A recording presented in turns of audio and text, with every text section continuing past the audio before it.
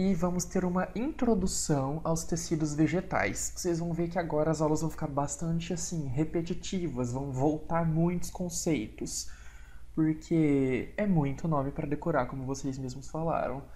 Então, o livro traz vai e volta, vai e volta, vai e volta, vai e volta sem parar para acho que para ver se os alunos decoram, né? Sei lá, que vai e volta demais. Então, nós temos que pensar que uma planta, durante o desenvolvimento dela, tem que desenvolver tecidos, ou seja, grupos de células com características comuns que vão passar a constituir órgãos. Tá? Esses órgãos vão ter funções características específicas, certo? Para quem está entrando e não está entendendo, eu troquei de aula, tá? Com outro professor, então por isso que a gente está tendo bio e não química. E esses tecidos, eles podem ser de diferentes composições, oriundos de diferentes fontes embrionárias, certo? E tudo começa a partir do embriãozinho, como nos seres humanos. Então, tá o embriãozinho dentro da semente, e esse embrião começa a se reproduzir em tecidos. E aí o que acontece? Esses tecidos vão se diferenciando em grupos de células características, e essas células vão adquirindo funções. Então, nós temos o tecido meristemático, que é um tecido indiferenciado, são tecidos ricos em células-tronco. A gente ouve falar muito de células-tronco na TV, que, nossa, é incrível células-tronco. São células com capacidade mitótica muito intensa, e elas têm a capacidade de gerar qualquer outro grupo de células, tá? Porque lembrando, todas as nossas células, elas têm o mesmo DNA, certo? Então, por que uma célula vai ter características de pele e outra célula vai ter características de receptor de olfato, se todas têm o mesmo DNA? É porque todas têm o mesmo DNA, mas em cada uma parte do DNA está sendo expressa. Alguns genes, né? Lembra, genes codificam para proteínas. Alguns genes estão sendo expressos em umas células e não nas outras. Tudo isso por indução hormonal em geral, tá? Que o nosso corpo percebe alterações de clima, alterações de dia e noite, e isso desencadeia a liberação de novos hormônios que fazem esses tecidos se diferenciarem, ok? E nas plantas é a mesma coisa, plantas também têm hormônios. Não, plantas não têm hormônios tipo progesterona, estrógeno, elas têm os hormônios de plantas, que a gente vai ver daqui a algumas aulas. Mas eles também induzem a mudança dos tecidos meristemáticos ou indiferenciados para tecidos diferenciados, tá? E os meristemáticos, ricos em células-tronco, eles possuem a característica de ter células bastante pequenas, tá? E elas têm a função de crescimento em altura das plantas, e pode ajudar também no crescimento em diâmetro, ou seja, para uma planta ficar mais alta, tanto para cima quanto para baixo, quando a gente pensa em raiz, ela precisa de ter um tecido meristemático, certo? Então esse tecido serve para o crescimento, e depois que as células se multiplicam bastante, vai ter estímulos hormonais que fazem essas células se diferenciarem, adquirirem funções específicas. Então essas funções podem ser em tecido de parênquima, em tecidos, né, que o parênquima ele é mais para um tecido de preenchimento.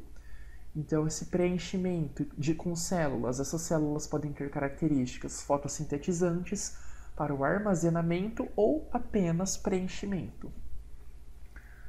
Lembrando que um não exclui o outro, tá? Podem ter características de revestimento, então revestimento externo, interno, separando em cavidades, coisas do tipo, condução, então xilema, floema, condução de fluidos, e sustentação, porque a árvore precisa parar em pé, ou mesmo as plantas, elas precisam de ter uma sustentação, porque se na hora que elas crescessem, elas iam quebrar com o próprio peso, porque todos nós estamos sujeitos à gravidade. E a diferenciação em cada tecido depende de vários fatores ambientais, inicialmente, né?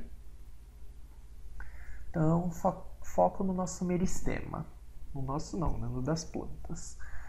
São células bastante pequenas, mas não quer dizer que são células extremamente microscópicas, tipo de uma bactéria. Não, elas são pequenas comparadas às outras células de plantas, tá? Mas elas são ainda dezenas de vezes maiores do que células de bactérias, ou centenas, milhares de vezes maior do que cápsulas virais, ok? Mas elas são pequenas comparadas às de outras plantas. Toda planta ela tem uma parede celular composta de celulose. Lembra que as algas também tinham, e aí as plantas tinham. E essa parede celular das células meristemáticas ela é bastante fina. Por quê? Porque a célula não sabe o que ela vai ser quando ela crescer. Então, tem tecidos de plantas que têm grupos de células com parede celular muito, muito rígida, né? Porque eles são tecidos de sustentação. Enquanto tecidos para fazer fotossíntese, eles não precisam de ter uma parede celular grossa. Então, as bebezinhas, elas costumam ser delgadas. Delgado significa fino, tá bom? Então tem parede bastante fininha, só uma casquinha para dar proteção para aquela célula, mas ainda é capaz de fazer ela aumentar ou diminuir de acordo com o interesse da planta. O núcleo fica lá no centro, tá? O núcleo é bem grande comparado ao tamanho da célula e tem vários vacúolos, ou seja, pequenas organelas que ainda não têm uma função específica, mas eles podem armazenar coisas, por exemplo, ar, água, nutrientes, certo? Mas eles ainda não têm uma função específica quando é meristemática. A célula meristemática ela serve mais para o crescimento e fica fazendo mitoses e mitoses. Com o tempo vai tendo descarregamento de hormônios e as células vão se diferenciando. Então o que acontece aqui? A parede celular ela vai ficando mais espessa, vai ficando mais grossa e ela vai crescendo de dentro para fora, tá? Porque o núcleo sintetiza os polissacarídeos que vão compor a parede, tipo a celulose, né? Polissacarídeo é uma ligação de vários e vários e vários grupos de açúcar, ok? E vai secretando e eles vão grudando de dentro para fora. Então as paredes crescem de dentro para fora. Imagina que complicado seria para uma planta se ela tivesse que jogar para fora da célula e depois vir e grudar isso no lugar específico da parede para a parede crescer. É muito mais complicado. Então a planta, a célula vai jogando de dentro para fora, certo? Então essa parede celular que tem no meristema vai ser a parede mais exposta quando a célula já for adulta.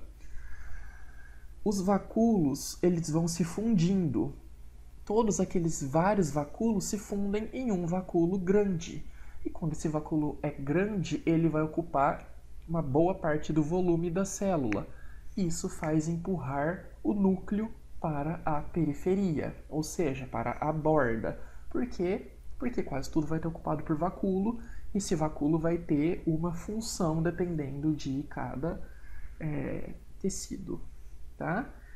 E vai tendo a diferenciação até que a célula fica especializada em alguma função. Então ela vai fazer só isso ou só aquilo, tá? Aqui temos os meristemas. Nós já tínhamos visto a foto da raiz na semana passada. Lembra que a raiz tinha um meristema que eram várias células pequenininhas protegidas pela coifa, que era bem na ponta da raiz para dar proteção. Então a coifa dava proteção e as células do meristema tratavam de crescer, crescer, crescer para a raiz ir chegando mais profundo no solo, atingindo outras regiões com nutrientes, outras faixas de umidade, né, mais perto de aquíferos, coisas do tipo, quando os aquíferos são mais expostos à superfície, claro. Aqui nós temos uma gema apical. Lembra que gema eram regiões em que tinham grande concentração de células tronco ou meristemáticas na planta, como brotos laterais ou no topo. No topo da planta, se a gente olha, ela vai ter uma estrutura parecida com isso, tá? Então, coisas que parecem folhinhas bem pequenininhas e uma coisa mais arredondadinha no meio. Aqui é uma região de gema apical cheia de células meristemáticas. Para quê? Para o crescimento da planta para cima. Aqui nós vemos uma camada de epiderme, tá? Revestindo, igual a nossa pele. Então, essas células espaçadinhas, uniformemente, uma camadinha bonitinha. E depois, vocês veem que tem como se fosse uma confusão de células muito pequenininhas e verde bem mais escuro. Por quê? Porque são muito mais células juntas. Essas células muito pequenininhas e juntas são as células do meristema. Então, nós temos ela aqui e aqui recheando.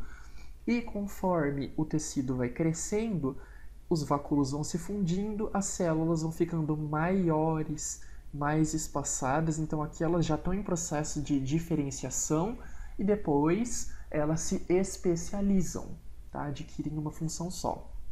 Aqui ainda são células do meristema. Praticamente nem dá pra gente ver os vacúolos, porque são muitos e pequenininhos.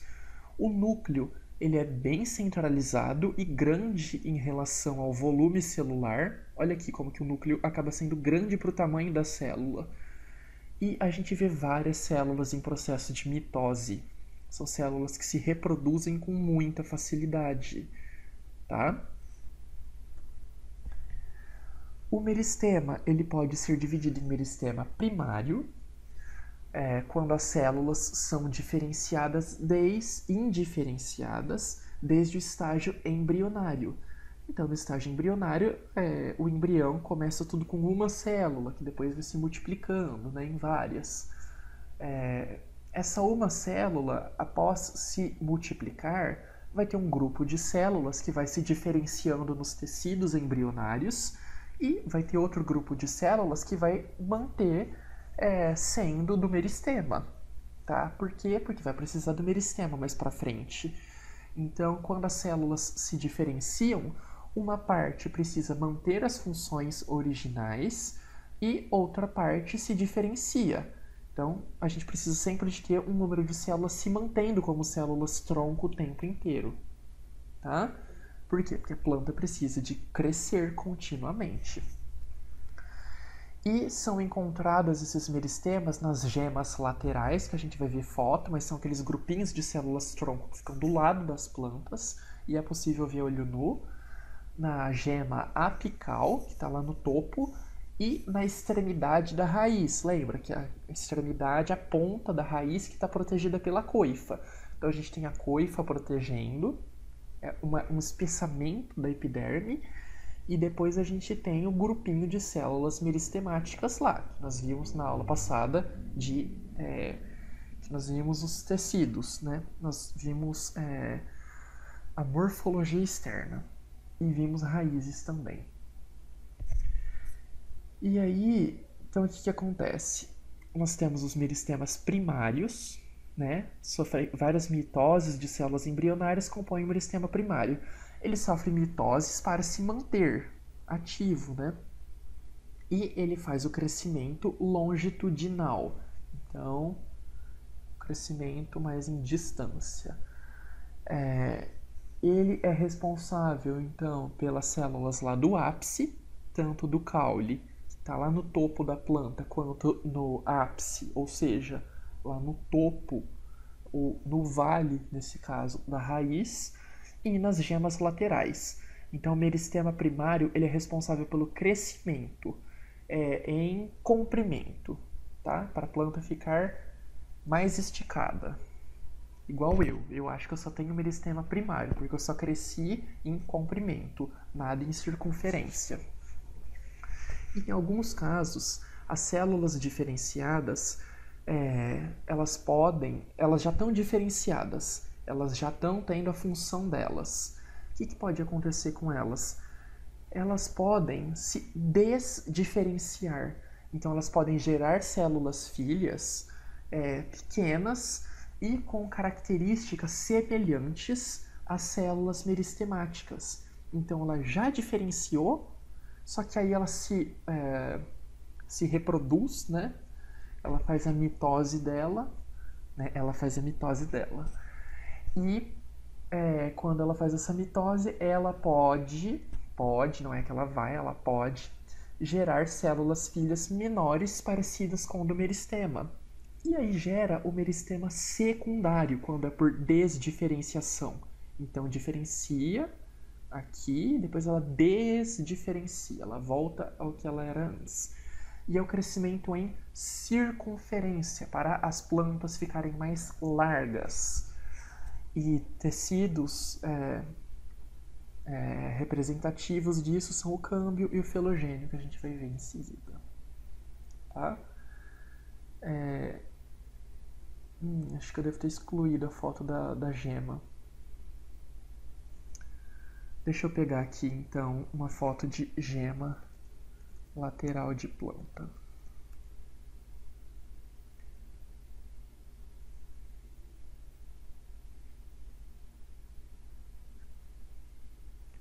Vou para a apresentação para apresentar a tela inteira. Para vocês verem como que são as gemas. Então, quando a gente olha numa planta, a gente vai ter a gema apical, que está lá no topo, e a gente, em geral, olhando em cima de cada folha, a gente vai ver que tem essa gema lateral ou axilar, porque ela ficaria tipo na axila da planta, tá? Se você olha em roseira, é fácil ver isso. Então, essa bolinha, esse tipo feijãozinho que fica em cima das folhas ou dos ramos, são as gemas axilares. E elas podem se diferenciar em galhos, em folhas, em flores. Elas ficam só esperando o sinal. Tá vendo? Tanto de gemas, elas ficam lá esperando. E se a gente arranca essas gemas, a planta não vai conseguir produzir folhas novas naquela região, tá? Essas fotos são bem parecidas, mas acho que deu pra pegar a base. Eu vou para a apresentação e voltar para que a gente estava. Tá dando para entender? Meristema primário, meristema secundário, tá? Então tá ótimo. Espero que a apresentação já tenha voltado. Então, nós temos como meristema, agora vem do meristema secundário. Lembra, eles crescem em diâmetro. Nós temos dois tipos de meristema secundário, que compõem o tecido do câmbio vascular e os que compõem o felogênio, também chamado de câmbio da casca. Geralmente são meristemas cilíndricos, então a gente tem o caule e eles ficam em volta, assim, circundando, tá? É um cilindro porque eles fazem tipo um círculo em volta desse caule e estão de lá de baixo até lá no topo. Então é um círculo que se propaga na vertical. Eles ficam no caule ou nas raízes que crescem lateralmente. Então, a raiz, a gente vê que tem raiz grossa pra caramba. Então, tem árvores que a raiz precisa engrossar para a árvore se manter. Você imagina um jatobá de 15 metros com uma raiz de cenoura. Não ia ficar na terra. Você ia chegar, se espirrar, a árvore ia cair. Então, precisa engrossar a raiz. O câmbio vascular. Vascular, lembra vasos. Vasos lembra os nossos vasos sanguíneos, né? As nossas veias, as nossas artérias, que transportam os nossos nutrientes e oxigênio. Então, o câmbio vascular vai ser o meristema que dá origem aos tecidos de condução, que seria o xilema e o floema. É a camada mais interna do filogênio. Então, quando a gente vê um tronco, tem lá o filogênio, depois tem uma outra camada que seria do câmbio vascular. Esse câmbio, ele se multiplica também e diferencia em células. Então, a gente tinha um parênquima, que a gente vai ver depois o que significa um parênquima, que é basicamente um tecido de preenchimento. Ele se desdiferencia em meristema secundário e forma camadas bem finas de meristema secundário circundando o caule. Esse meristema, considerando aqui no meu dedo, como vocês estão vendo, ele vai se diferenciar de novo, só que em outros tipos de célula, não vai mais ser células do parênquima, vão ser em células de tecidos especializados. Quando a célula se multiplica para fora desse câmbio, ela vai gerar o floema, que é o tecido de transporte de açúcares. Quando essa camada ela se diferencia para dentro, ou seja, mais para interno do caule, vai gerar o xilema, tá? E conforme vai crescendo, principalmente o xilema ele vai ter, como vai sendo empurrado para dentro o xilema, a árvore vai ter que ir crescendo para fora. Então você empurra células para formar um xilema lá dentro. O que acontece? Empurra todo o resto para fora, certo? Então o caule ele vai crescendo em diâmetro. E conforme ele vai crescendo muito, o que acontece? Você rompe o revestimento do caule. Então imagina a nossa pele. O nosso dedo vai engordando, porque vai tendo o depósito de substâncias lá. Chega uma hora que ele vai engordar tanto que a pele vai romper, certo? Então, isso acontece mais nas plantas, por quê? Porque as células delas têm parede celular mais rígida, né? A gente nem parede celular tem, a gente tem só a membrana, que é mais flexível. Elas têm parede, a célula não consegue esticar tanto igual as nossas. Então, é mais fácil delas romperem esse revestimento. Quando rompe esse revestimento, ele vai ter que ser substituído por um novo revestimento, né? Porque a árvore cresceu. E isso é composto pelo filogênio, tá? Então, a gente tem o filogênio, que seria também chamado adicâmbio da casca.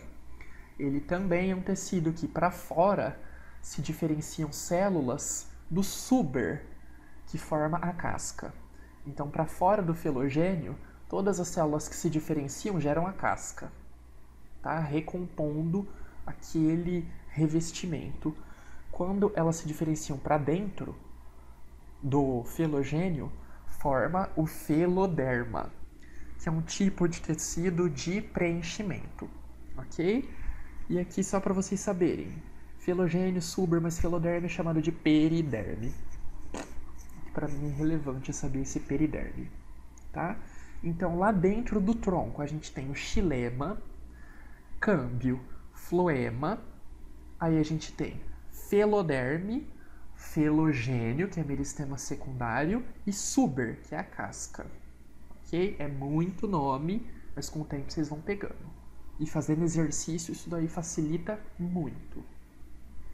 Aqui é uma vista real, ok? Então nós temos aqui a medula, que ele está mostrando aqui a medula, é um tipo de tecido de preenchimento, tá? É um parênquima. Tudo isso daqui que nós temos é o xilema. Então nós temos um xilema muito grande, por quê? Porque ele vai crescendo de dentro para fora. Então ele vai sempre sendo depositado um xilema novo. Depois a gente tem uma camadinha mais escura aqui, que é o câmbio, e o floema, que é mais externo. Esse floema ele não precisa crescer tanto quanto o xilema, tá? Ele não tem tanta necessidade nas plantas. Isso considerando no caule, tá? Porque não sei se vocês lembram, mas o caule das plantas, não é sempre desse jeito. Pode ser organizado, o xilema e o floema, lembra? Estão todos num círculo concêntrico, como nas dicotiledôneas, ou eles podem estar espaçados, como nas monocotiledôneas. Nas monocotiledôneas, você vai ter um xilema crescendo para dentro, câmbio, floema. Só que aí do lado você vai ter um tecido de revestimento, e aí você vai ter outro grupinho de xilema, câmbio e floema. Aqui a gente mostra quando é numa dicotiledônia, que eles estão todos em um círculo concêntrico. Então estão todos em um círculo. Toda vez que o xilema cresce, a partir do câmbio, ele vai crescer mais ou menos no mesmo lugar do círculo. Então por isso que o tronco vai crescendo igualmente. Quando é uma monocotiledônia, eles vão crescendo espalhados. Lembra que eles estão dispersos dentro do caule, o xilema e floema? Só que no final o resultado é o mesmo, tá? Por quê? Porque vai crescer nas mesmas proporções, empurrando para dentro, crescendo para fora, certo? Depois do floema, a gente tá mostrando aqui uma camada de córtex, que também é um tecido de revestimento que pode estar presente, não quer dizer que vai estar presente. E aí nós temos o felogênio, tá? E a região do suber, que é a casca, ok? Aqui vem do coloridinho. Olha o tamanho do xilema. Aí nós temos o câmbio, que é uma linhazinha só. Temos o floema, tá vendo? Ó, o floema aqui, mais de marrom, um marrom mais avermelhado. Temos aqui o floema. Em azul nós temos tecidos de revestimento, preenchendo os espacinhos entre o floema. E depois nós temos a região que forma a casca mais dura, tá? Aqui tá falando o floema como casca, mas a casca mais dura é mais o suber, né? Que tem a periderme, ou seja, felogênio, feloderme e suber, certo? E aí os tecidos diferenciados. Tecidos diferenciados nós temos, por exemplo, o xilema ou lenho, que a gente está falando há tanto tempo, mas o que é? É um tecido que conduz a seiva que a gente chama de bruta, tá? Bruta entre aspas, porque ela não é bruta. Ela não briga com ninguém, não bate em ninguém, é um amorzinho. Ela carrega a água e sais minerais que estão vindo do solo. Carrega também o oxigênio que a planta pode tirar do solo, porque raiz também precisa respirar. Tira gases do solo, tira os nitritos, nitratos. Tudo que entra pela raiz é enviado para o topo da árvore pelo xilema. Então, xilema, geralmente ele conduz de baixo para cima. Ele vai levando a água e os minerais até as folhas, para nas folhas ocorrer a fotossíntese. Então, e as folhas precisam do crescimento e tal. Para o crescimento elas precisam de nitrogênio, precisam de oxigênio, precisam de magnésio, manganês, e ela não vai pegar isso do ar, né? Ela não consegue pegar sais minerais do ar, então ela vai pegar da onde? Da terra e manda lá para o topo. E temos o floema ou liber, floema é mais popular, ele conduz a seiva elaborada, não quer dizer que essa seiva seja mais complexa do que a bruta, tá? Mas ela é elaborada porque ela tem compostos orgânicos elaborados pela planta. Então a planta gastou tempo produzindo isso. Então tem açúcares, algumas proteínas de defesa, lipídios, tudo que as folhas fizeram. E aí manda das folhas para baixo, tá? Por quê? Porque a raiz precisa de açúcar para se nutrir. A raiz ela não vai ficar o tempo inteiro pegando coisa e mandando para cima. Ela precisa de nutriente também. E o xilema fica sempre mais interno, tá? O xilema está mais lá no cerne, mais no centro do tronco, ou até mesmo das raízes. E o floema, ele fica mais externo. Então as raízes também precisam ter xilema e floema. Porque, imagina, em várias espécies de árvore, o que a gente vê para cima da terra, a árvore tem 3 vezes para baixo da terra, né? Porque a raiz precisa firmar ela. Então a raiz de muitas árvores é 3 vezes o tamanho do que a gente vê a árvore para fora. Ela não vai conseguir passar de célula para célula os açúcares. Então elas precisam de tecido de condução lá dentro também, tá? Da mesma forma. Isso aqui a gente vai abordar um tecido por tecido mais para frente, tá? Isso daqui é só um geral. Temos os tecidos de sustentação, que fazem a função do nosso esqueleto. Então, precisam firmar a planta. Porque imagina, a planta ia crescer, bateu um ventinho, quebrou. Ou dobrou até no chão, etc. Então tem que manter a firmeza e sustentar os outros tecidos. Tem que dar suporte para todo mundo. O xilema, além dele atuar no transporte, ele ajuda na sustentação também, porque ele tem lignina, que é um polissacarídeo, tipo a celulose, só que ele dá um pouco mais de rigidez, tá? E grande parte da madeira que a gente vê, então as portas que a gente usa, grande parte é composta por xilema, certo? Bem rígido, né?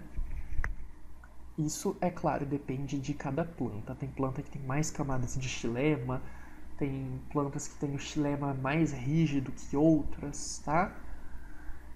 Mas os tecidos propriamente de sustentação, que a função é mais exclusiva de sustentação. Nós temos o colênquima, que é composto por células vivas. Elas, têm o núcleo bem pequenininho. Elas vão ter um espessamento de celulose nas bordas. Então vai ter uma camada espessa de celulose. E ela seria o equivalente à cartilagem. Então é rígida, mas dá para dobrar, tipo o nosso nariz aqui, tipo a nossa orelha. Então dá rigidez, quando eu puxo e solto a orelha, ela volta para a posição. Graças a Deus. Porque tem a sustentação da cartilagem. E é comum em caule flexível, tipo um feijão. Então o feijão não é tão rígido, dá para você, tem uma maleabilidade. Só que ele ainda precisa da sustentação. E pecíolo, que é o cabinho da planta. E temos o esclerênquima, lembrem de células esclerosadas. São células que já estão bastante degradadas. A função dela é dar sustentação e rigidez. Então, ela vai secretando tantas camadas de celulose, lignina, pectina, que chega uma hora que a célula morre, tá? O núcleo dela se desfaz tudo dentro dessa célula e fica só a estrutura, ok? Seria mais rígido, seria mais comparável aos nossos ossos, embora os nossos ossos não estão mortos, eles têm muitas células vivas dentro da matriz orgânica, tá? Então essas células estão mortas, mas elas são muito rígidas. Tá? É tipo um osso, eu não vou quebrar um osso na frente de vocês para mostrar que depois ele não dá para colocar de volta facinho. Tá geralmente na nervura das folhas. Lembra aquelas nervuras que a gente viu se era paralelinérvia, reticulinérvia, tá lá. E caroço de fruto. Então morde um pêssego pra você ver com o que você tá brincando. O esclerênquima ele é bem forte, tá? Tecidos de revestimento.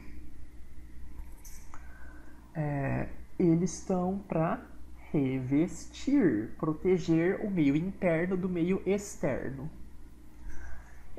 Então eles envolvem a planta e vão proteger estruturas mais delicadinhas, né? Porque senão, para não dar problema para a planta. Imagina se a planta não tem uma camada protetora de revestimento, ela ia desidratar muito fácil, ia entrar vírus e bactéria nessa planta muito fácil.